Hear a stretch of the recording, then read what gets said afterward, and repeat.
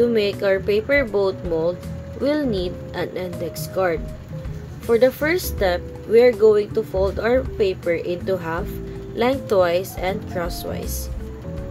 Make sure to crease the edges properly.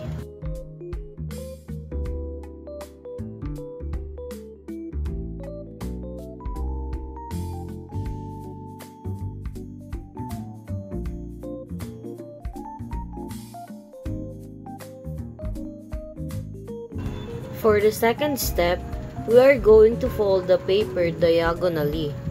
We are going to align the horizontal line and the vertical line in opposite direction, making sure that both sides and lines are aligned properly.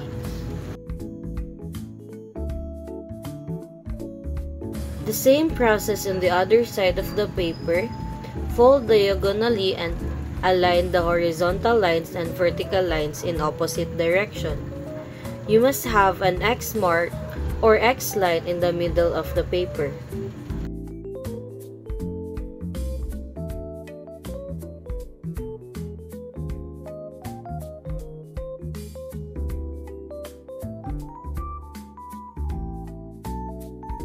For the next step, rotate the paper into portrait and we are going to divide it into 3 different sections. Divide and carefully measure the paper, making sure that it is divided equally and then fold. Always remember to crease the edges.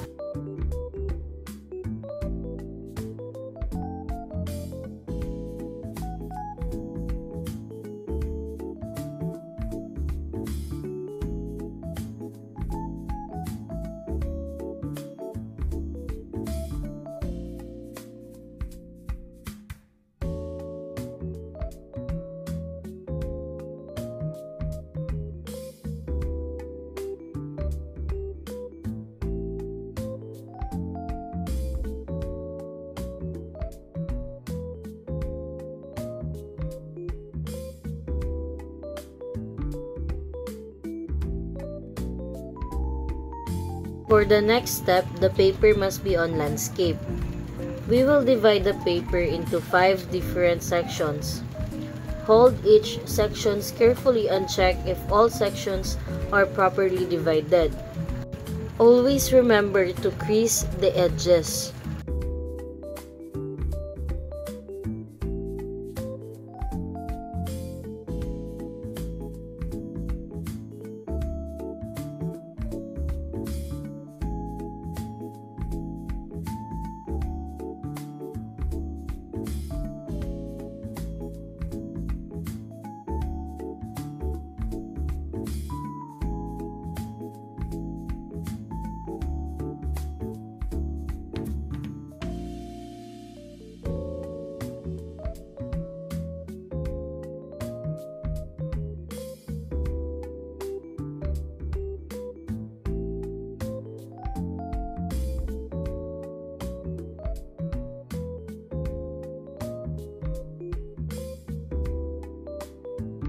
Now that we have 3 sections and 5 sections, both landscape and portrait, we are going to form the boat. On the boat, you will check the diagonal line, then carefully fold it at the back of the paper.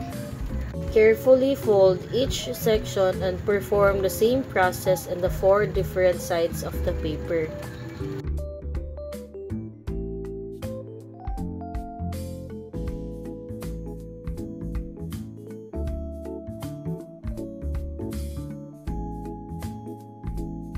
Now that we have folded each side of the paper, we are now going to finalize and lock the paper boat.